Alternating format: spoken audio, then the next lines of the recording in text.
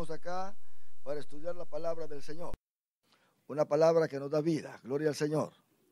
Esta palabra que nunca nos cansa de escucharla, ¿sabe por qué? Porque cada vez que la escuchamos fortalece nuestra alma, nuestro corazón. Vamos a estar estudiando entonces la clase número 4 de nuestro expositor. Y en la pantalla está el tema de la lección. Vamos a decirlo todos juntos. Llamados al discipulado. Una vez más, llamados al discipulado. ¿Qué es un discípulo? Esa es la pregunta. ¿Qué es un discípulo? Un alumno, un estudiante, un seguidor de alguien. Alguien que está aprendiendo de su maestro. Ese es un discípulo. Y nosotros notamos, hermanos, que a través de la Biblia el discipulado se ha practicado. Están las escuelas de los hijos de los profetas, que de alguna manera ellos eran instruidos para trabajar en la obra de Dios, beneficiando a su pueblo. Y a través de todo esto, hermano, en la historia, los fariseos también tuvieron sus discípulos. Moisés era estudiado en las sinagogas y se le llamaba la cátedra de Moisés. Y los seguidores de la ley, pues ellos se llamaban en sí discípulos de Moisés. Si usted ve en San Juan capítulo 9, versículo 28, los miembros del Sanedrín aún se podrían llamar discípulos o se llamaban discípulos de Moisés. Ellos mismos lo declaraban de esa manera. San Juan 9, 28. Y le injuriaron, eso fue al hombre que estaba ciego, que lo expulsaron de la sinagoga, Jesús lo sanó. Y lo injuriaron y dijeron, tú eres su discípulo. Ahora palabras, según ellos estaban acusando a este hombre que estaba ciego de que era discípulo de Jesús. Le dijeron, tú eres su discípulo, pero nosotros, pongan atención a esto, miren lo que dicen, pero nosotros, discípulos de Moisés somos. Ellos se consideraban discípulos de Moisés y sabía muy bien Jesucristo de que estaban ellos muy bien arraigados a lo que es la ley. Bueno, notemos nosotros que ellos estudiaban el Torá y hasta el día de hoy los judíos estudian el Torá y se pueden llamar discípulos de Moisés. Para ellos Moisés es su líder, fue el que los sacó de la tierra de Egipto, ¿verdad? Ellos le dan todo el crédito a Moisés en lo que es la enseñanza, en lo que es la exposición de la ley. Mas, sin embargo, también Juan el Bautista tuvo sus discípulos. Y Jesucristo tuvo sus discípulos. Y todos nosotros somos discípulos de Jesucristo. Porque estamos nosotros aprendiendo de Él cada día. El que aprende de Dios es discípulo de Dios. El que aprende de Cristo, ¿verdad? Es discípulo de Cristo. Nosotros somos personas que cada día estamos aprendiendo. Jesucristo dijo, llevad mi yugo, ¿verdad? Porque es fácil. ¿Y qué es un yugo, mi hermana? ¿Qué entiende usted por un yugo? Usted que trabajó en el campo, que trabajó arando la tierra. ¿Qué es un yugo? Estoy diciendo hermanas. Sí. ¿Verdad?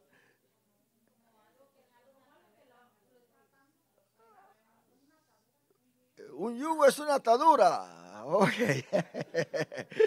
Un yugo es una atadura. Bueno, podemos decir que es una atadura en general.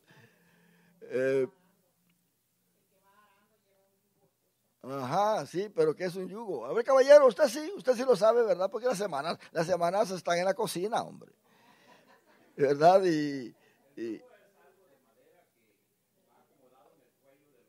Ajá,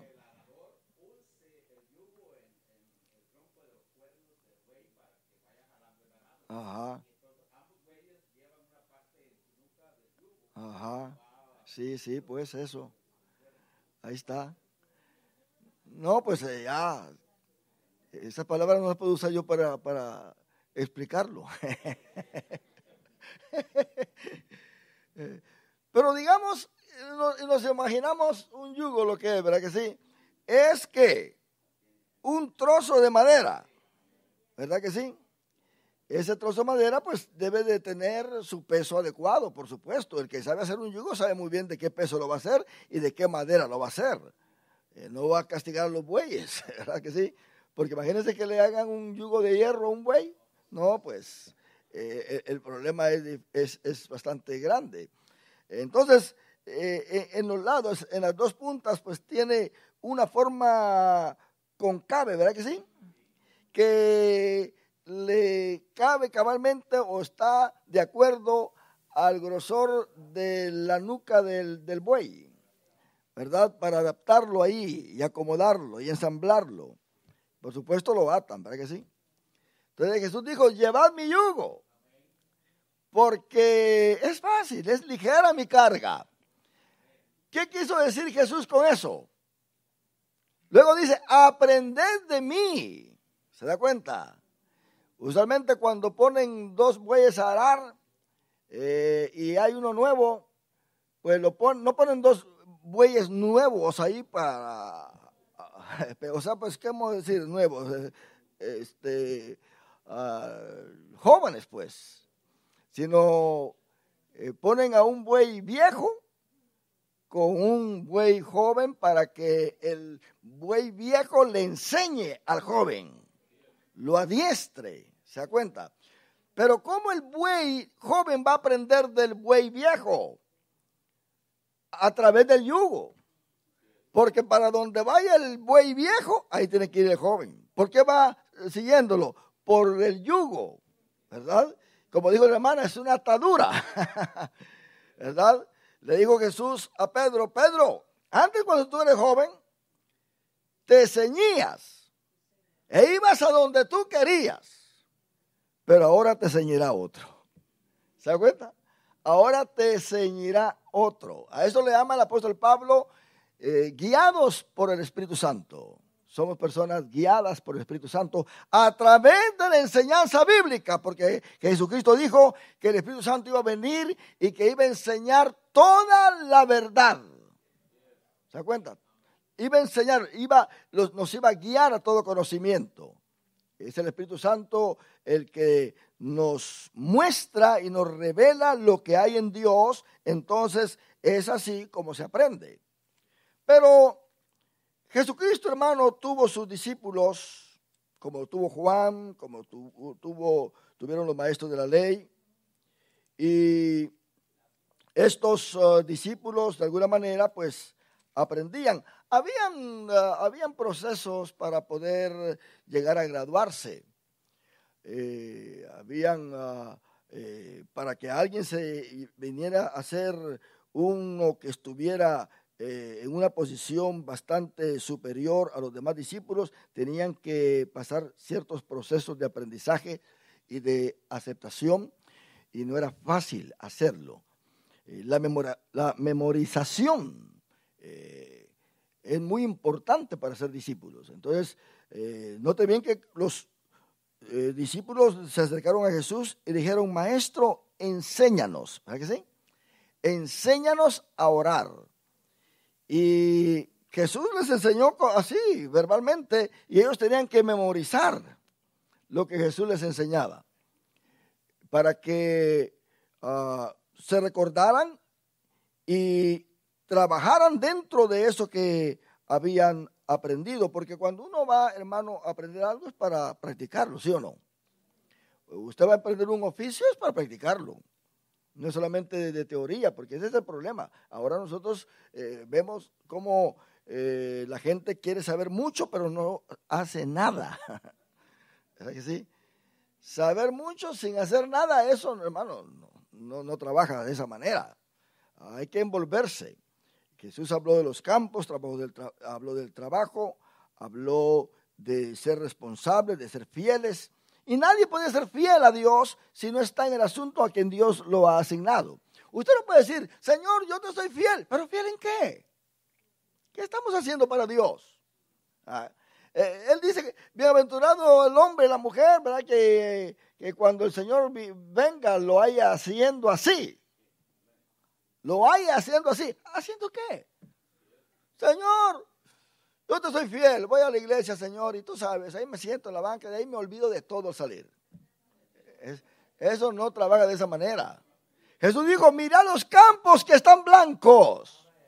Cada cristiano es responsable de traerle a Dios una cosecha. Él no está mandando solamente a los pastores, ni a los evangelistas. No, cada cristiano es responsable de traerle a Dios una cosecha. Y en sí, hermano, lo que hace crecer la iglesia es cada miembro de la iglesia a través del evangelismo. Nosotros vemos claramente que Dios tiene ministerios. Trajo ministerios a la iglesia, el apostolado, los evangelistas. Tenemos los pastores, ¿verdad que sí? Si nos vamos en el orden debido, tenemos a los apóstoles, evangelistas, tenemos los profetas, evangelistas, y luego tenemos pastores y maestros. Entonces son 5 ministerios que están, oiga bien, y a esto hay que entenderlo muy bien. Esto se llega porque el que ya está en este ministerio, Dios lo ha pasado ya por muchas cátedras, ¿entiende? Por muchas cátedras, donde le pone su Espíritu Santo para que esta persona capacite a los santos, como lo dice Efesios capítulo 11, versículo 12. Mire lo que dice. Y él mismo constituyó a unos apóstoles. ¿Quién fue? Cristo. A otros profetas, a otros evangelistas, a otros pastores y maestros. En el griego está entre pastores y maestros, está lo que nosotros conocemos como la Y para decir pastores y maestros. Está la palabra kai. Kai hace una separación de 2 cosas, ¿verdad? Yo como y bebo. ¿Verdad que son 2 cosas diferentes? ¿Verdad que sí? Yo me baño y me visto. O sea, son 2 cosas diferentes. Este es rojo y el otro es azul. ¿Verdad que sí? Yo puedo decir, este es blanco y este es negro. Pero si quiero juntar los 2 colores, es decir, este es blanco y negro, pues digo gris. ¿Verdad que sí? Pero la palabra y está en el griego como kai, que quiere decir a otros pastores, kai, maestros. ¿Se da cuenta? O sea, muchos interpretan que es solamente uno, pastor maestro, es todo, pastor maestro. Hermano, no todos los pastores son maestros. Sí, el pastor pues tiene su función, el maestro tiene su función, el evangelista tiene su función. Y lo mismo con profetas y apóstoles, cada uno en su función. Pero Pablo dice a Timoteo que él era apóstol, predicador, maestro. ¿Se da cuenta? O sea, tenía los oficios múltiples que Dios le había otorgado. No es asunto de abarcar, mi hermano. Es asunto de hacer el trabajo que Dios le ha asignado a uno. Así que todos nosotros tenemos que presentarle a Dios una cosecha. Preguntémonos, ¿qué cosecha le vamos a presentar a Dios cuando estemos allá? Cuando Dios te diga, oyes, ¿sabías mucha Biblia, verdad? Oh, sí, mucha Biblia, sí, yo te enseñé mucho te enseñé. Pero ¿a cuántos evangelizabas? ¿A cuántos les hablabas de mi palabra? ¿A cuántos les hablabas de mí? ¿Cuántas almas te ganaste para mí? ¿Qué hiciste por mí? Entonces, hermano, ahí va a haber un problema muy serio para nosotros si no trabajamos en el Señor. Somos llamados al discipulado, quiere decir que este es un llamamiento. Cristo dijo, el que quiera venir en pos de mí, niéguese a sí mismo. Hay que negarse. ¿Qué es negarse a sí mismo, hermano caballero? ¿Qué entiende usted por negarse a sí mismo? En una sola palabra o dos palabras puede decir todo. No ser caprichosos. Ser dóciles. Ser dóciles. Haz esto. Está bien, mi Dios, lo voy a hacer. Hay que ser dóciles. Y seguir a Dios a través de su palabra. El que quiera venir en pos de mí. Aquí Dios o Cristo estaba tomando en cuenta la voluntad del hombre. Porque en primer lugar, usted quiere servir al Señor. Entonces el Señor dice, bueno, si tú quieres servirme, te voy a preparar primero. Y luego te voy a usar. Hoy en día no se está haciendo de esa manera. Muchos se quieren ir al ministerio sin haber aprendido de Jesús nada en absoluto. Cuando Cristo llamó a sus discípulos, hermano, los preparó 3 años. Digamos 3 años y medio. Los preparó, el tiempo que haya sido. Los preparó de tal manera que les cambió hasta su vocabulario. Qué tremendo, ¿verdad? Note bien que hasta el mismo Sanedrín lo reconoce. Ahí en Hechos capítulo 4, versículo 13. Miren lo que hace la enseñanza. Es muy importante, hermano, saber lo que hace la enseñanza en sí y a ver si está trabajando la enseñanza en nosotros. Porque ¿de qué sirve que escuchemos, pase el año 2019 y escuchemos buenas enseñanzas? Viene el 2020 y sigamos escuchando buenas enseñanzas. Viene el 2030 y sigamos escuchando y nosotros no hacemos nada. ¿De qué sirve? ¿De qué sirve que salgamos diciendo qué bonita enseñanza? Oh, me gocé la palabra, gracias Señor. Pero no hacemos nada. De aquí a 30 años alguien va a estar igual como está ahora. Igual en su propia mentalidad, en su propio pensamiento, como así lo creo y nadie me va a cambiar. No está aprendiendo nada, en lo absoluto. Miren lo que pasó con Pedro y Juan cuando estaban y hablaron frente al Sanedrín.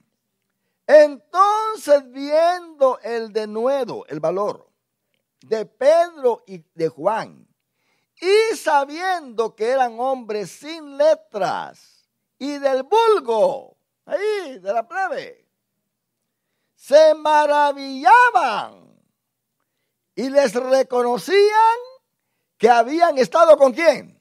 Con Jesús. ¿Se da cuenta? Se maravillaban porque estos empezaron a hablar como hablaba Jesús.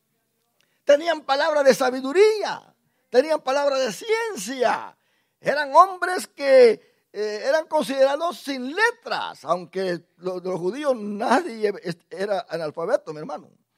O sea que con respecto a lo que era la ley, ellos tenían que, aunque ellos no eran judíos, pero ellos tenían esa práctica de memorizarse las Sagradas Escrituras y saber mucho, porque la religión era lo más predominante en aquel tiempo.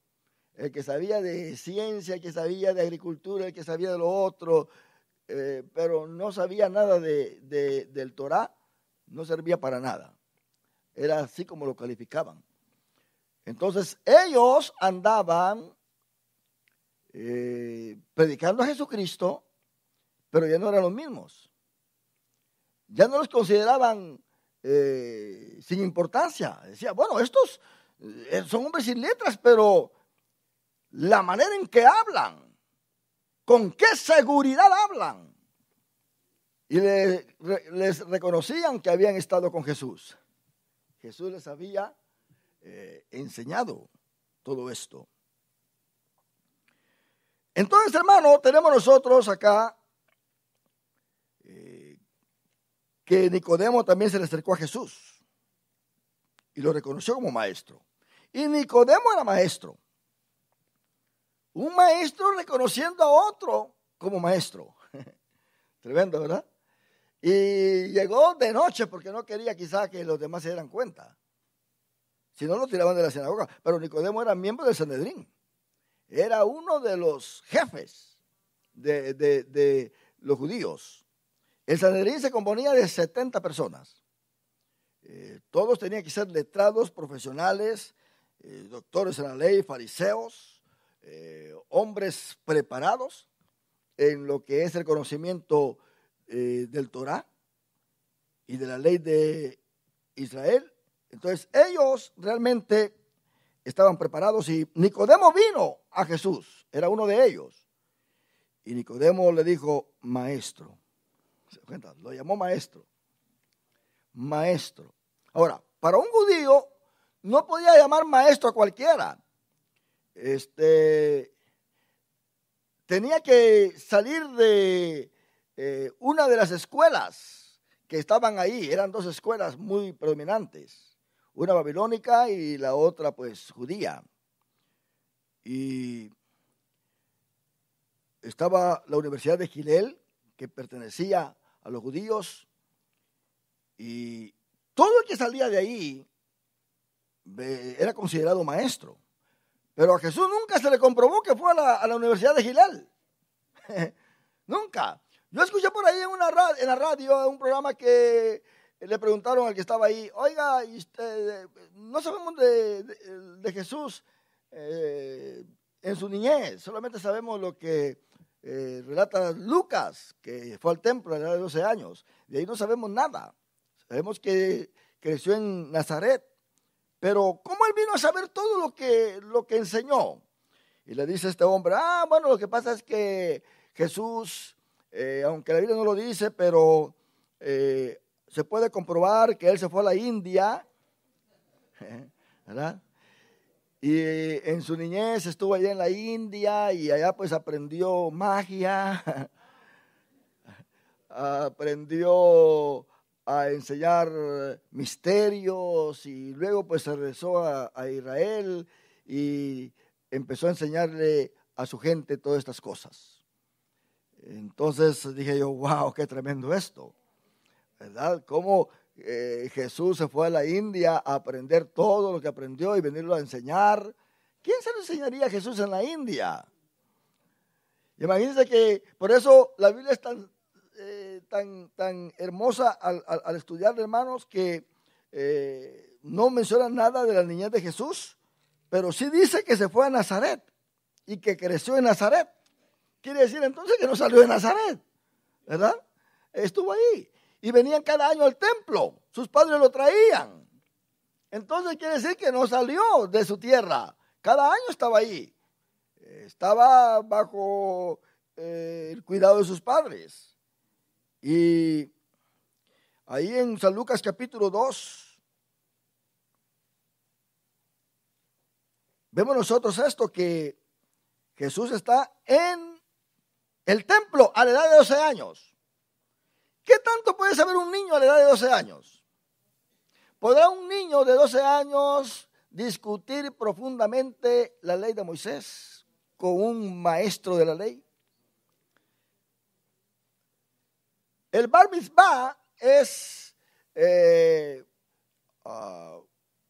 una ceremonia que se da a los niños cuando cumplen sus 13 años. Ya los hacen responsables de la ley. Un niño que no tiene 13 años todavía no es responsable de la ley.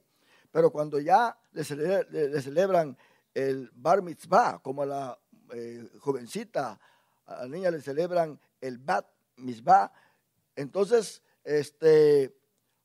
ya lo hacen responsable. Pero cuando este muchachito llega, tiene que llegar muy bien preparado ya por sus padres o por algún medio que hayan usado para aprenderse bastante del Torah. Porque le van a hacer preguntas y van a hacer la ceremonia y él tiene que contestar. Pero él está respondiendo a preguntas de lo que él ya se le enseñó, de lo que ya estudió. Sus padres lo prepararon para esto. Bar quiere decir hijo. Bat quiere decir hija. Misbah quiere decir ley.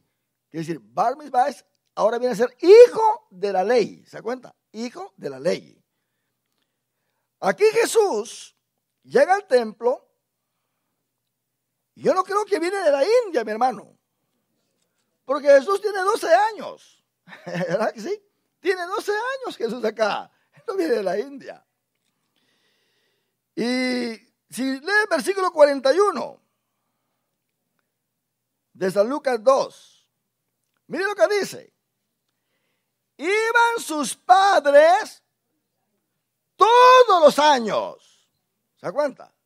Todos los años a Jerusalén en la fiesta de la Pascua. Porque el judío tenía que ir a 3 fiestas. Era obligación. Las otras podía pasar ahí en su casa. Pero la fiesta de la Pascua, del tabernáculo y del Pentecostés tenían que obligadamente estar en Jerusalén. Especialmente los hombres. Por eso usted cuando lee los evangelios, cada vez que Jesús aparece en Jerusalén, es por la fiesta de la Pascua y otras fiestas donde es responsable el judío estar presente. ¿Se da cuenta? Pero todo lo demás, su ministerio es en Galilea. Iban sus padres todos los años a Jerusalén en la fiesta de la Pascua. Y cuando tuvo 12 años, subieron a Jerusalén conforme a la costumbre de la fiesta. Al regresar ellos acabada la fiesta, se quedó el niño Jesús en Jerusalén, sin que lo supiesen José y su madre. ¿Cómo pasó esto? Que uno anda con su hijo y de repente, vámonos de regreso. Hermano, Jerusalén para Nazaret está bastante distante. Y cuando van a medio camino se dan cuenta que Jesús no está con ellos. ¿Verdad? Es cierto, hoy en día se olvidan los hijos, ¿verdad? Porque, no sé, los dejan adentro del carro y no sé qué pasa. O se quedan durmiendo en la iglesia. Y allá se dan cuenta, ay no, aquí no está Pedrito, y regresan ¿y dónde está Pedrito? Está dormido allá en una de las bancas de la iglesia. Bueno, pensemos nosotros que, ¿cómo fue que pasó esto? Es que antes se iban en grupos, salían en grupos para Jerusalén. Y toda la chamacana, todos los niños se juntaban y se iban corriendo adelante. Ellos disfrutaban el viaje. Todos los adultos caminando y los niños jugando, se iban para allá, aquel grupo y otro grupo. Y eso de entender que Jesús jugó como un niño, ¿se da cuenta? Era todo un humano. Y mire, y bueno, llegan a Jerusalén y de regreso pues hacen lo mismo, salen las caravanas y los niños van jugando. Y de seguro José y María pensaron que Jesús también iba dentro de todos ahí. Y habían posadas en el camino donde se reunían, hacían una pausa en su caminar para chequear cómo estaba el asunto. Y en la primera pausa que hicieron, todos llamaron a sus hijos, estaban todos cabales. Y luego viene José y María y ya no había nadie, todos estaban allá con sus padres. Y Jesús, ¿dónde está? Pues regresémonos. Se perdió Jesús, imagínese usted.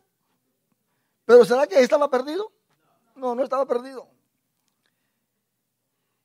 Y versículo 44 dice, y pensando que estaba entre la compañía, ¿se da cuenta? Porque esa era la manera en que ellos viajaban. Y pensando, ellos realmente iban pensando, hermano, es terrible vivir con asunciones. Es que yo pienso. ¿Cuántos creyentes así, verdad? Es que yo pienso, hermano. Es que yo pienso. Se quedan pensando y no hacen nada. ¿Verdad? para todo pensar y pensar y pensar. Asumir es muy peligroso, hermano. Si usted sabe que lleva un papel importante, que lo tiene que presentar al doctor, al laboratorio, a la inmigración, ahí a su trabajo donde va, usted agarre a su cartera o su bolsa, no asuma que va ahí. Oh, no, ya lo puse ahí.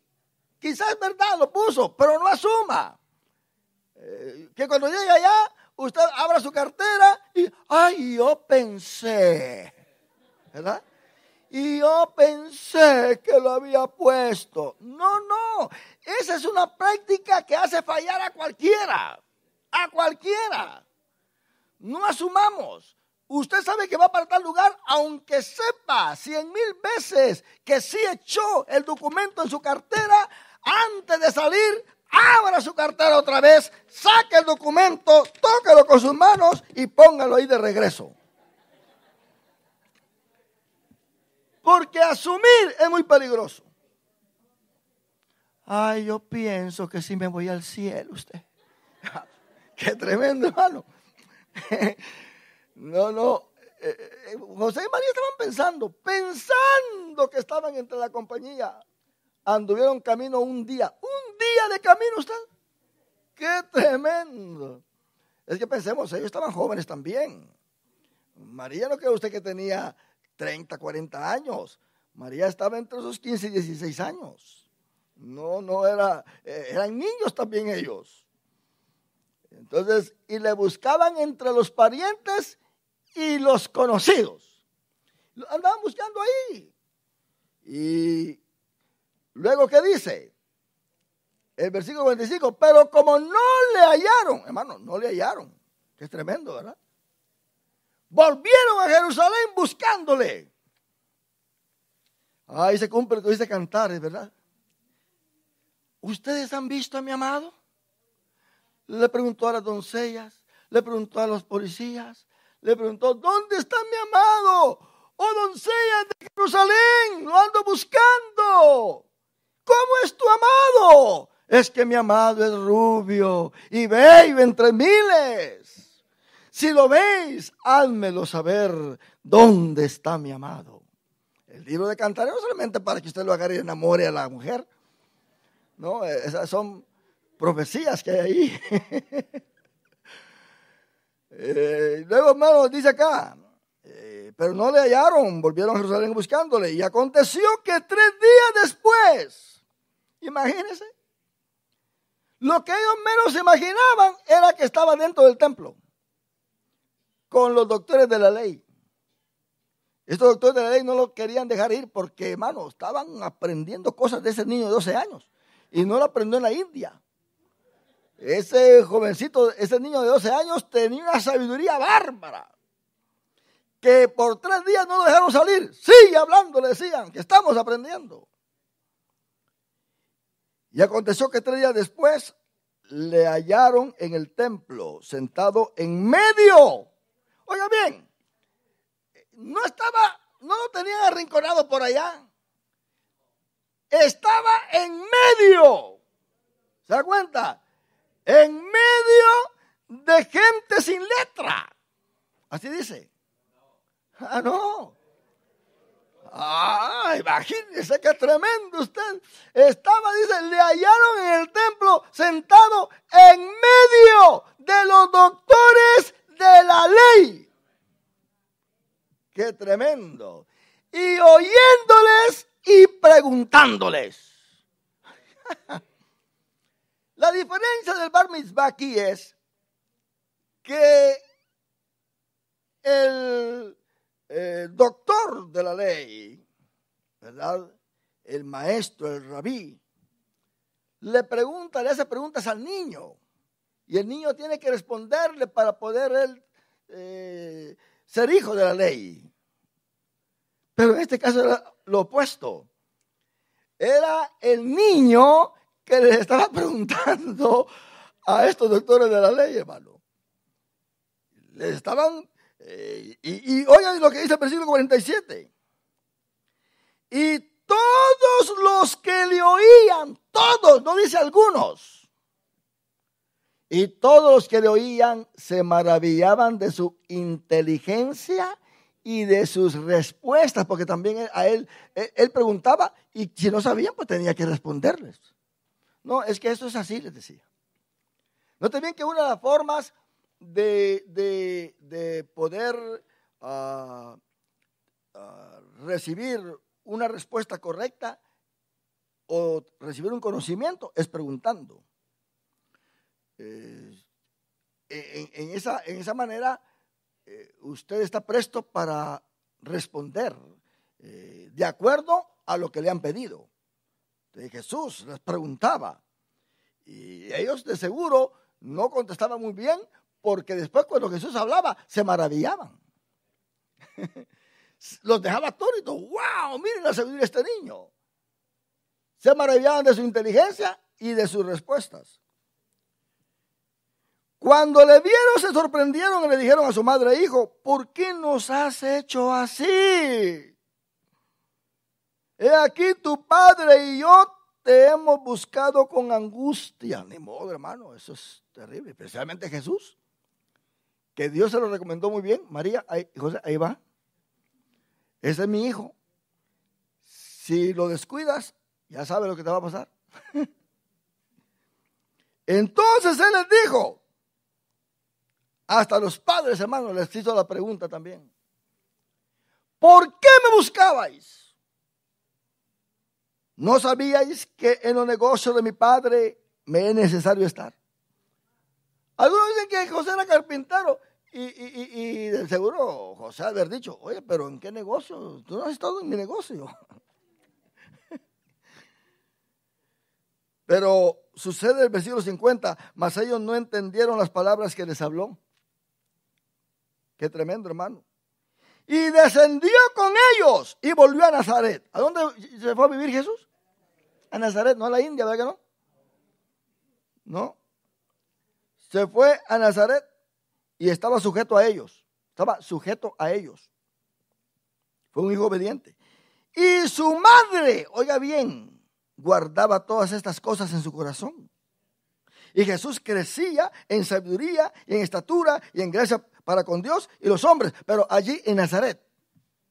Él crecía en estatura y en sabiduría. Más tarde él dice: las palabras que yo les hablo a ustedes son las palabras que mi Padre me dio.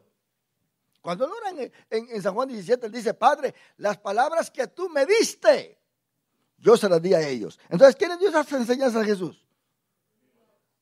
Sí, su Padre. Mire, vamos a Mateo. Jesús fue un gran maestro, mi hermano, y él llamó gente para que les sirviera, pero antes de que les sirviera tenía que enseñarles. Por supuesto, no todos aprenden, hermano, no todos aprenden. Judas anduvo con Jesús todo el tiempo que los demás. Se sentaba a escucharlo. Terminó robando y entregando a su maestro. Tomás veía los milagros que Jesús hacía, que resucitó hasta Lázaro de estar ahí 4 días en la tumba. Y cuando Jesús resucitó, después de Jesús haberles dicho que él iba a resucitar, Tomás no lo creyó. Tengo que tocar sus heridas, decía Tomás. No todos aprenden en una enseñanza, hermano. No todos. Me refiero a que no todos queremos obedecer. Porque de memorizar podemos memorizar. Hay quienes tienen una mente fotográfica. Yo conocí a un hombre, a un hermano que le llamaban la Biblia andando. Este muchacho, hermano, no necesitaba leer la Biblia así como hacemos nosotros. Este muchacho se sabía, yo podría decir, toda la Biblia, porque le hicimos la prueba. Yo me fui hasta los libros más escondiditos que hay en la Biblia, ¿verdad? A ver si sabía esos versículos. Y a ver qué dice ahí en Miqueas 2:3. ¡Pau! Nos decía. Venía otro y le preguntaba: ¿qué dice en Isaías 41:4? ¡Pau! Le decía ¿Eh? O sea, le preguntaban de todos los libros y él daba los versículos que se les preguntaba. Le llamamos la Biblia andando. Porque, hermano, tenía... Ahora, pero ¿de qué le hubiera servido a él saberse toda la Biblia y no practicarla? ¿Se da cuenta? Ahí es lo que yo voy. Mucha gente sabe mucha Biblia. Hay debates bíblicos, hermano. Usted se va a las universidades, se va a esas universidades donde se llevan a cabo debates bíblicos, ¿verdad? Como la Universidad de Bayola y todos estos donde dan teología. Ahí hay debates a cada rato. Yo recibo invitaciones cada vez que hay un debate para que vaya a ver a los debatientes que están ahí, a ver quién gana usted. Hablan sobre si Jesús es Dios o no es Dios, si hay Padre, Hijo y Espíritu Santo. Hablan sobre el Big Bang, o cómo fue el origen de la Tierra. Hablan muchas cosas que unos defienden y otros pues están atacando. Así que hay mucho debate bíblico, esa gente sabe mucho, sabe, pero ¿de qué sirve? ¿Verdad? Dijo Jesús, ¿por qué me llamáis Señor, Señor, y no hacéis lo que yo os mando? Tenemos nosotros que entender esto. ¿Por qué me llamáis Señor, Señor? Entonces, hermano, aquí hay algo muy especial que nosotros tenemos que tomar muy en cuenta, que no es solamente saber Biblia. El gozo más grande de un ser humano es conocer la Biblia y practicarla. Dice en Esdras 7:10, que Esdras había preparado su corazón. En primer lugar, el que ama a Dios va a preparar su corazón. Eso es negarse a sí mismo. El que quiera venir en pos de mí, ¿verdad? Niéguese a sí mismo. Tome su cruz y sígame. El ministerio es sacrificio, mi hermano. Todo aquel que quiera servir al Señor tiene que saber que tiene que empezar, como dice la Biblia, irán andando y llorando los que siembran la preciosa semilla, mas regresarán con regocijo trayendo sus gavillas. La única manera en que vamos a venir sonriendo es cuando ya le traigamos la cosecha al Señor. Cuando vayamos sembrando y trabajando en la iglesia, trabajando en el ministerio, trabajando acá, usted no crea que es para gozarnos, es para sufrir por Cristo Jesús, porque Cristo sufrió por nosotros. Mira, Dios le dice a Ezequiel de esta gente que se gozaba escuchando la palabra.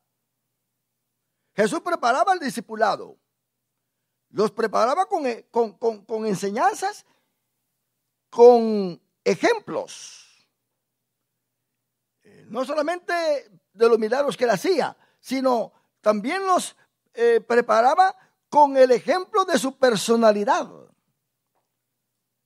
En otras palabras, él dice, aprended de mí que soy manso y humilde de corazón. El ministerio no es solamente saber. Yo como pastor puedo saber mucho, puedo tener experiencia, pero si no tengo carácter de pastor, mi hermano, me muero rápido.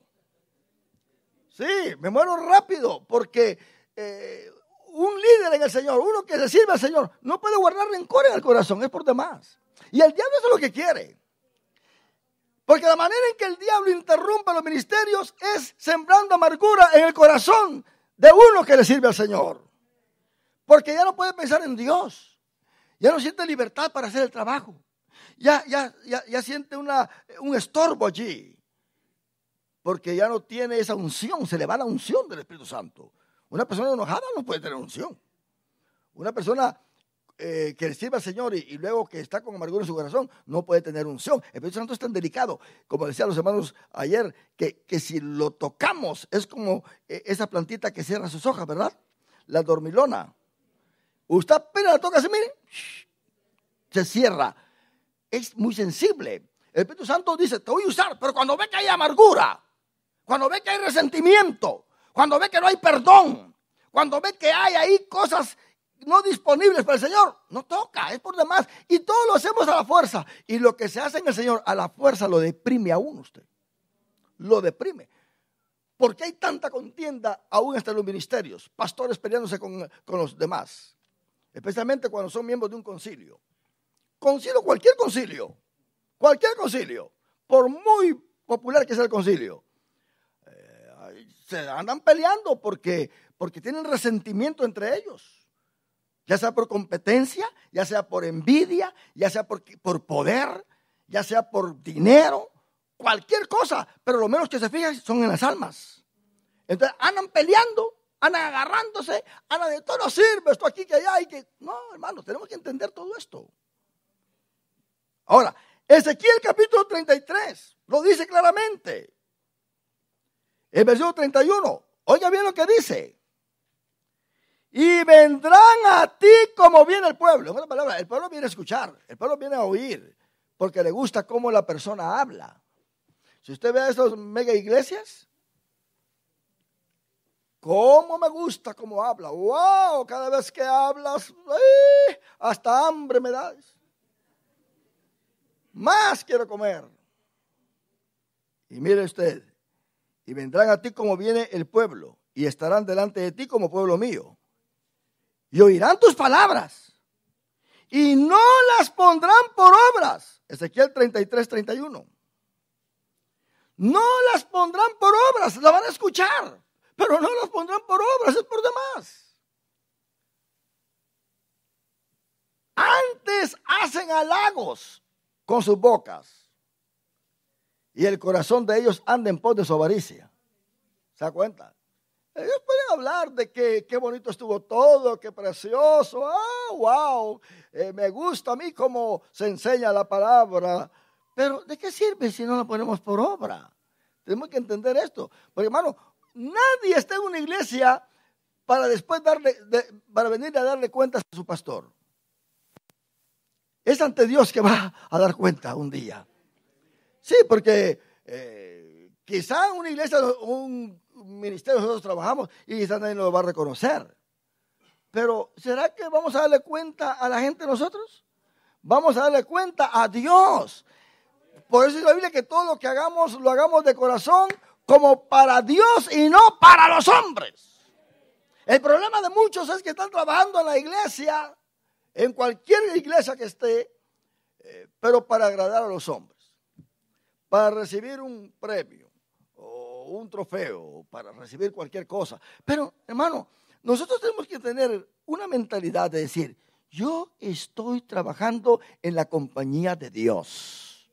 Es Dios el que me va a dar el cheque, no va a ser el pastor, no va a ser nadie. Es Dios el que me va a dar el cheque final. Él es el que me va a recompensar. Sí, porque así se trabaja, mi hermano.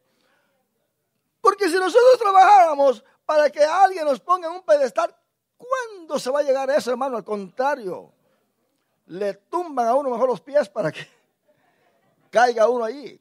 El ser humano nunca desea bien al otro, hermano.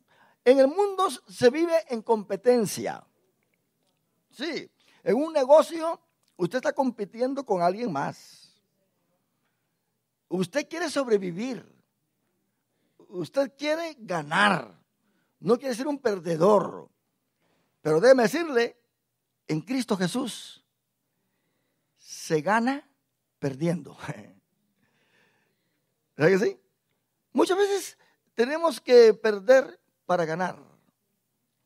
Dice Eclesiastés, si el espíritu del príncipe viene contra ti, no huyas. Porque el que quiere ganar no huir, y se le presenta, ¿verdad? Y se le enfrenta y quiere pelear. Pero dice, no huyas, porque la mansedumbre hace cesar muchas ofensas. ¿Se da cuenta? Quiere decir que aparentemente como que usted está perdiendo, pero usted está ganando con su mansedumbre. Dice el versículo 32 de Ezequiel 33 que estamos leyendo. He aquí, mire cómo le habla Dios a Ezequiel. Qué bonito cuando alguien predica bonito, ¿verdad? A todos nos gusta, claro que sí. Que cuando enseña bonito, qué bonito. Hermano, nos enojamos cuando alguien no está enseñando bien, hasta nos queremos salir. Como contaba nuestro hermano pastor Andrew, ¿verdad? Que por allá había un hermano de que si no le gustaba la predicación se salía. Le gustaban solamente predicaciones de las bonitas, de las de calidad, decía. Hermano, Dios habla en la manera que Él quiere hablar. Se usó una mula. Imagínate. Ni modo que alguien diga, una mula está hablando, voy a salir. No. Se usan los niños, hermano. ¿Verdad que sí? Es más, las piedras hablarían, dijo Jesús, si estos niños callan. Imagínense una piedra hablándose. No, es que uno tiene que estar susceptible a lo que Dios quiere con uno. Porque si uno anda escogiendo el mensaje, hermano. No, si Dios no nos ha dado una aplicación a nosotros para escoger lo que nosotros querramos. Vete al app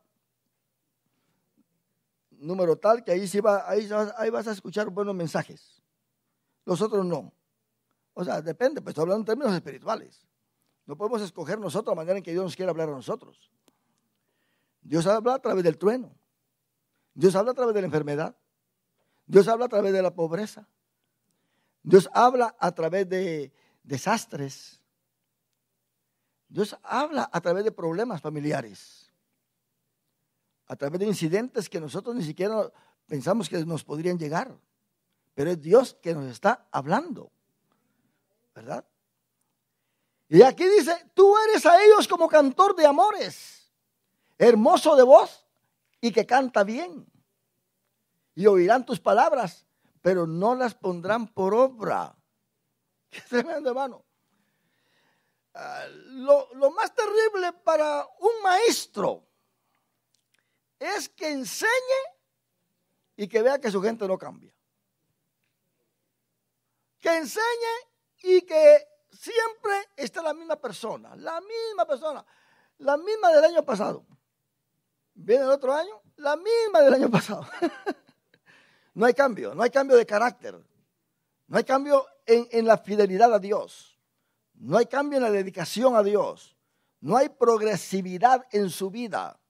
Y Cristo, hermano, cuando Él habló llamó a sus discípulos, los llamó para darles una vida de justicia, que no fuesen igual a los demás. Por eso le cité Mateo, ¿verdad? Capítulo 5. Jesús enseña el sermón del monte en Mateo capítulo 5. Y cada discípulo tenía que estar escuchando estas enseñanzas. Dice que viendo la multitud, subió al monte y sentándose vinieron a sus discípulos y abriendo su boca les enseñaba. Cristo estaba preparando para que, número uno, para que la gente fuese luz del mundo y sal de la tierra. Muchos se preparan para ministerios. Yo voy a ir al seminario teológico porque yo quiero ser pastor. Yo quiero ser evangelista. Yo quiero ser misionero. Vamos a prepararnos. Hermano, prepararse así cualquiera se prepara. Yo he conocido gente que ha llenado los seminarios teológicos y están más muertos que vivos en las iglesias. Ahí están que todos lo saben para discutir nada más y para andar ahí queriendo avergonzar al maestro. A un instituto bíblico no se va para que el alumno se crea más que su maestro. Jesús mismo lo dijo. El discípulo no será más que su maestro. Bástele al discípulo ser como su maestro, que llegue al nivel, pero no irse más de su maestro, porque es que el sistema no trabaja de esa manera. Ahora, Jesús enseñó, hay 3 capítulos acá. En Mateo tiene una peculiaridad de que hay 5 discursos de Jesús ahí, 5. 3 son enseñanzas y 2 son instrucciones. La que está aquí en Mateo es enseñanza, porque lo dice claramente, ¿verdad que sí? Pero tiene un inicio, dice, y abriendo su boca les enseñaba. Empezó a enseñarles. Abarca 3 capítulos el Sermón del Monte. Pero dice el versículo 28. Y cuando terminó Jesús, Mateo tiene la peculiaridad de presentar 5 discursos e indica cuando Jesús empieza y cuando Jesús termina su discurso. Los otros evangelios solamente toman como Lucas y Marcos, o sea, agarran pedacitos de estos discursos, pero Mateo lo da completo. Dice el versículo 28 del capítulo 7. Y cuando terminó Jesús esas palabras, la gente se admiraba de su doctrina. Era una doctrina tan poderosa, hermano, porque dice aquí, versículo 29, porque les enseñaba como quien tiene autoridad y no como los escribas. Había una gran diferencia acá. Una diferencia bastante notable. En el capítulo 10 está el segundo discurso. Este es un discurso, una instrucción. Entonces, llamando a sus 12 discípulos, les dio autoridad sobre los espíritus inmundos para que los echasen fuera y para sanar toda enfermedad y toda dolencia. Y escoge a los 12 apóstoles. Prepara en sí su cuerpo de trabajo. Primero Simón, llamado Pedro, Andrés su hermano, y Jacobo hijo de Zebedeo, y Juan su hermano. Felipe, Bartolomé, Tomás, Mateo el publicano, Jacobo hijo de Alfeo, Lebeo, por su nombre Tadeo, Simón el cananeo y Judas Iscariote, el que también le entregó. Ahora, Jesús escoge a 12 hombres, pero bien organizados, de 4 grupos, o sea, de 3 grupos, de 4 personas cada grupo.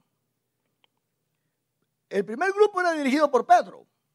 Entonces tenemos a Pedro, Andrés, Jacobo, hijo de Zebedeo, y Juan su hermano. Este era el grupo de el círculo secreto de Cristo. Eran a ellos que Cristo llevaba en los momentos más críticos. Pero Pedro era el líder. Tenemos al líder del segundo grupo, versículo 3, que es Felipe, Bartolomé, Tomás, Mateo el publicano. Este era el segundo grupo de 4. Y luego tenemos a Jacobo, hijo de Alfeo, como líder del tercer grupo. Él era líder de Lebeo, que por su sobrenombre es Tadeo, que es Judas, no el Iscariote, que escribe la carta de Judas, que está antes de Apocalipsis. Usted lo ha leído, ¿verdad? Este también se llama Judas. Judas Tadeo, en los otros evangelios. Y luego está Simón el cananeo y Judas Iscariote.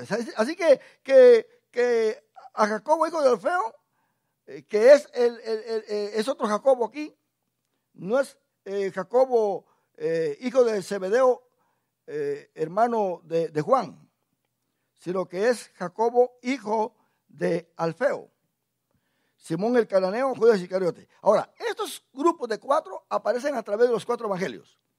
4. Si usted se va a Marcos, la misma estructura, siempre con el mismo jefe o el mismo líder enfrente, pero muchas veces cambia el orden en los 4. Que si digamos que si aquí está Pedro y está Andrés su hermano, quizá en el otro, en Marcos, primero va a estar Jacobo hijo de Zebedeo, y luego, pero el grupo es el mismo. El grupo es el mismo. Lo mismo pasa con el segundo grupo de Felipe. El grupo es el mismo. Y luego lo mismo pasa con el tercer grupo de Jacobo y Alfeo. El grupo es el mismo, aunque haya, ¿verdad?, una nueva organización de la lista de nombres, pero es dentro del mismo grupo.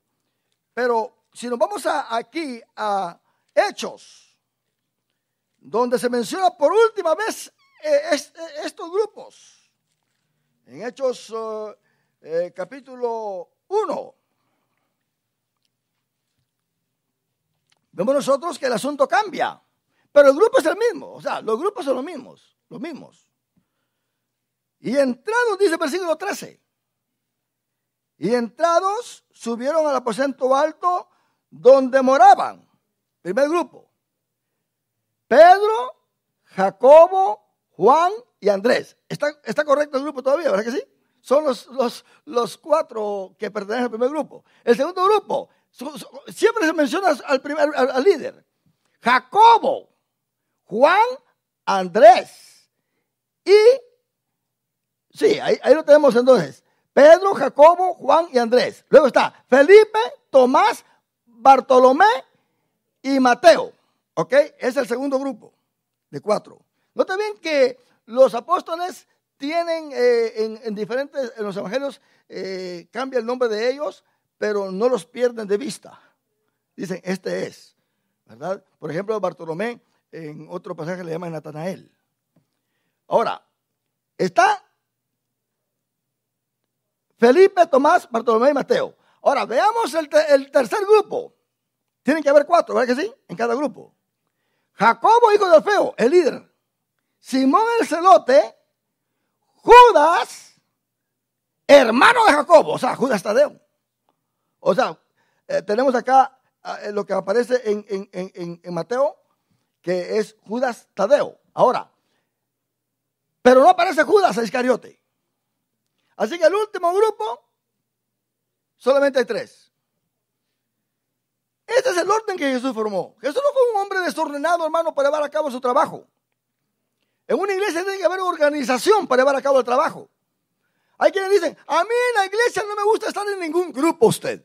A mí no me tomen en cuenta. Yo voy a la iglesia, adoro a Dios, trabajo para el Señor. A mí que no se metan conmigo. Hermano, si usted está en una iglesia, usted tiene que saber que tiene que ser un discípulo de Jesús y tiene que hacer lo que Jesús ordenó. Si usted no hace lo que Jesús ordenó a la iglesia en su trabajo y en lo que es la estructura de la iglesia, usted no es discípulo de Jesús. A Jesús se le viene, hermano, porque uno recibe ese llamado para que lo instruya a uno. Cuando Jesús formó los apóstoles, hermano, cada uno fue llamado de acuerdo a la voluntad del Señor. ¿Quién fue el primer apóstol de Jesucristo? ¿Quién lo puede decir? ¿Quién fue el primer apóstol de Jesucristo, hermano? ¿Quién fue el primero que a Jesús lo tomó en la lista? Como dijo Jesús, bueno, yo voy a agarrar 12 apóstoles y número 1, tengo el número 1 aquí, tengo el número 2, tengo 12. ¿A quién escribió primero Jesús como número 1? Bueno, vamos a leerlo pues, ya que me están diciendo muchos nombres. Con solo que no me digan que fue Judas Iscariote. Ahí en la lección, en el capítulo 1. Nota bien que Juan el Bautista tenía a sus discípulos, pero ahora él tenía que menguar. Y Cristo tenía que crecer. Porque él era el que venía preparando el camino. Dice el versículo 35. El día siguiente, San Juan 1. Otra vez estaba Juan y 2 de sus discípulos. Y mirando a Jesús que andaba por allí, dijo, he aquí el Cordero de Dios. Noten bien que no lo presenta como el Mesías. Lo presenta como el Cordero de Dios. Esto es lo que los judíos tienen que entender. Que Jesús es, antes de venir a ser rey, tiene que ser el siervo sufriente. Ellos no entienden esto.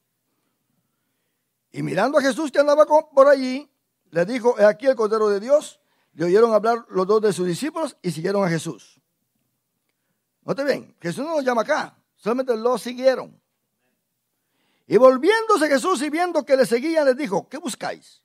Ellos le dijeron, Rabí, que traducido es maestro, ¿dónde moras? Les dijo, venid y ved. Fueron y vieron dónde moraba y se quedaron con él aquel día porque era como la hora 10. Andrés, hermano de Simón Pedro, era uno de los 2 que había oído a Juan y habían seguido a Jesús. ¿Verdad que sí? O sea, Andrés, ¿y quién era el otro? Juan era muy educado, que no pone su nombre. Es Juan, el mismo escritor de este evangelio, el discípulo amado. Así que era Juan y Andrés, iban, miren, los 2. Y llegaron ahí a morar con Jesús. Andrés, hermano de Simón Pedro, era uno de los 2 que había oído a Juan y habían seguido a Jesús. Noten bien, Andrés todavía no había sido llamado, ni Juan tampoco. ¿Ok? Este halló primero a su hermano Simón y le dijo, hemos hallado al Mesías, que traducido es el Cristo. Noten bien, Pedro y Andrés ya sabían por testimonio de que Jesús era el Mesías. Ellos eran discípulos de Juan el Bautista. ¿Sabía usted eso? Que estos apóstoles eran discípulos de Juan el Bautista. Y le trajo a Jesús. Y mirándole Jesús le dijo: tú eres Simón, hijo de Jonás. Tú serás llamado Cefas, que quiere decir Pedro. El siguiente día quiso Jesús ir a Galilea y halló a Felipe. Y le dijo: ajá, note bien, estaban ahí los demás, estaba Andrés, estaba Pedro, habló con ellos, estaba Juan, pero ninguno de ellos les dijo: sígueme. Para encontrar primero que lo escribió en su lista como el número 1. Y al día siguiente quiso Jesús ir a Galilea y halló ¿a quién? A Felipe, y le dijo: sígueme. Y Felipe era de Betsaida, la ciudad de Andrés y Pedro. Ellos, cuando iban a Jerusalén, se iban todos juntos, hermano. Todos juntos. Era la ramada de ahí. Se conocían entre ellos, eran del mismo pueblo. Felipe halló a Natanael. ¿Se da cuenta?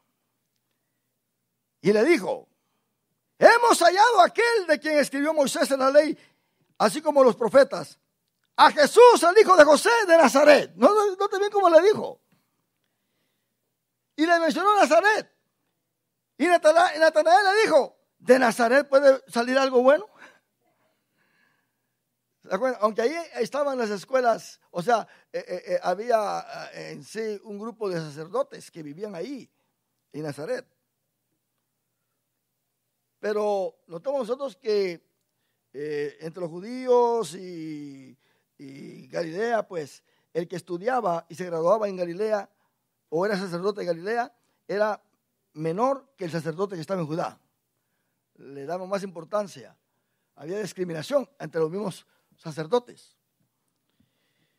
Y luego dice: ¿de Nazaret puede salir algo de bueno? Felipe no le pudo contestar, le dijo: ven y ve. Se lo llevó a Jesús. Cuando Jesús vio a Natanael, que es Bartolomé, lo que hemos leído en los otros evangelios, ¿se dan cuenta? Usted tiene que entender esto. Cuando Jesús vio a Natanael que se le acercaba, dijo a él: he aquí un verdadero israelita en quien no hay engaño. Natanael y Felipe, ellos eran descendientes de Abraham. Jesús no escogió a nadie que no fuese descendiente legítimo de Abraham. Y Pablo más adelante lo dice: no todos los que vienen de Abraham son verdaderos israelitas, sino los que vienen de su hijo Isaac. Le dijo a Natanael: ¿de dónde me conoces? Respondió Jesús y le dijo: antes de que Felipe te llamara, cuando estabas debajo de la higuera te vi. La higuera es un símbolo símbolo de la religión, hermano. Como la vid es el símbolo político de Israel. Jesús dijo: yo soy la vid, yo soy el rey. Luego tenemos el olivo, que es el símbolo espiritual. Nosotros, los gentiles, estamos conectados en el buen olivo. Estamos disfrutando la vida espiritual de Israel. Dijo Dios a Abraham: en tus simientes serán benditas todas las naciones de la tierra. Así que venimos por medio de Cristo, la bendición espiritual. Está entonces la higuera, que es la religión, del cual Adán y Eva se quisieron vestir. Fue el primer árbol que se menciona por su nombre. Y luego pues ahí en Génesis, y está la vid, que sí es el reino, y está el olivo, que es la vida espiritual. Respondió Natanael y le dijo: Rabí, tú eres el Hijo de Dios. No te ven con lo que le dice primero. Tú eres el Hijo de Dios. Tú eres el Rey de Israel. Respondió Jesús y le dijo: porque te dije, te vi debajo de la higuera, ¿crees? Cosas mayores que estas verás. Y le dijo: de cierto os digo, de aquí en adelante veréis el cielo abierto y los ángeles de Jehová que suben y descienden sobre el Hijo del Hombre. ¿Se da cuenta? La escalera que vio Jacob, ¿verdad que sí? La escalera en sí es en sí un tipo de Jesucristo. Ángeles que bajaban, ángeles que subían. ¿Y cómo le llamó Jacob a este lugar? Betel, casa de Dios. ¿Y qué dijo Jesús a los fariseos cuando querían condenar a los discípulos por andar recogiendo espigas ahí de lo que había quedado la cosecha? Y lo hacían en día sábado. ¿Qué dijo Jesús? ¿Saben qué? los que entraban en el templo a trabajar, los sacerdotes, en el día sábado, eran los que más trabajaban el día sábado. Pero ¿por qué no tenían condenación? Porque trabajaban en el templo. He aquí, uno más que el templo. ¿Cuántos adoramos a Dios? Es que es Betel, ángeles que subían y ángeles que bajaban. Por lo tanto, hermano, ser discípulo de Jesús no es solamente, hermano, decir yo estoy yendo a la iglesia. Notemos bien que a Simón y a Andrés no los llamó, pero ahí en Mateo capítulo 4, versículo 18, llama a los dos y también llama a Juan. Y hermano, llama a estos cuatro. Primero a Felipe, pero a Pedro y a Andrés, a Juan y a Jacobo, los llama de una manera muy especial también después. Lo que está aquí en Mateo 4:18, con eso terminamos. Andando Jesús junto al mar de Galilea, vio a dos hermanos, Simón, llamado Pedro, y Andrés, su hermano, que echaban la red en el mar porque eran pescadores. Y les dijo, venid a mí, venid en pos de mí, y yo os haré pescadores de hombres. Alguien dice, yo ya estoy en la iglesia, ¿y por qué Jesús no me llama? Yo sé más que aquel, ¿y por qué Jesús no me llama? Yo tengo más años sirviendo al Señor, ¿y por qué Jesús no me llama? Hermano, déjeme decirle, es que cada quien tiene su tiempo para ser llamado. No es asunto de que ya estoy preparado, Señor, llámame al pastorado, que mira que ya me gradué. Fui el mejor alumno, el mejor estudiante. Eso no trabaja de esa manera usted. Hoy hay escuelas. Usted quiere ser pastor, usted puede estudiar hasta online y le mandamos su diploma para ser pastor. Hermano, el hombre nunca te puede llamar a ser pastor. Por eso los concilios tienen que tener mucho cuidado, porque van y agarran a cualquiera de pastor y lo meten ahí. Porque es que está recomendado. Hermano, si el Espíritu Santo no recomienda, hay que tener mucho cuidado. Si Dios no te llama a predicar allá afuera, no te vayas todavía. Estoy hablando de un ministerio misionero. Ahora, de evangelizar, todos tenemos que evangelizar. ¿Y por qué, hermano, usted no evangeliza? Es que mi pastor dice que todavía no. ¿Cómo que? Jesús dijo, ir por todo el mundo y predicar el evangelio a toda criatura. Es una ordenanza que Dios nos dio a todos. Muchos dicen, ¿y por qué no evangeliza? Es que yo no tengo ese don, hermano. Ese no es un don muy particular, eso es una responsabilidad de toda la iglesia. Usted tiene que ir a predicar el evangelio a toda criatura.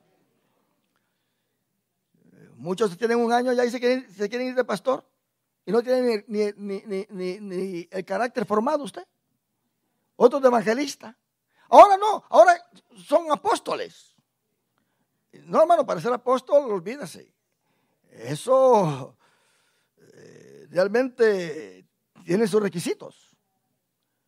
Ahora, bueno, los concilios dan una credencial de apóstol, de reconocimiento nada más, pero no, este apóstol no se puede comparar al apóstol bíblico. El apóstol, pues, que se da como credencial, tanto las iglesias de Dios como otros concilios, dan credencial de apóstol a alguien porque ha fundado más de 10 iglesias. Es una forma de llamarle apóstol porque fundó más de 10 iglesias. Pero no podemos comparar a ese apóstol con el apostolado de la Biblia, porque el apostolado realmente, hermano, ya terminó. Fueron los que echaron el fundamento. Y dice Pablo, y sobre que el fundamento es Cristo, y ellos como peritos arquitectos ponen todo el fundamento en sí, sobre este fundamento que es Cristo, y lo demás, todos nosotros edificamos sobre este fundamento. ¿Se da cuenta? Estamos edificando, pero usted, el hecho de que alquiló un cuarto en ese edificio, no quiere decir que es el arquitecto. ¿Verdad que no? No, usted alquiló un cuarto ahí. Y es más, aunque lo compre, usted no puede decir yo soy el arquitecto de ahí. No, alguien, ya está el fundamento, ya no lo puede cambiar. Si el edificio está torcido, pues torcido va a estar el que está dentro también, ¿verdad? Pero si está bien anivelado, entonces aniveladito todos, ¿sí? Cristo hizo un edificio, por eso a la iglesia le llama edificio, porque cada uno de nosotros somos piedras vivas ahí. Por lo tanto, hermano, todo lo que hagamos, hagámoslo de corazón, esperando que Dios nos asigne al llamado que Él quiere. No porque queramos. Es más, si usted sale a un llamado sin el orden y sin la autorización y sin la unción de la iglesia, usted se equivocó. Se equivocó. No, aunque mi pastor no quiera, aunque la iglesia me envíe. Yo me voy de pastor, usted. A mí no me interesa nada.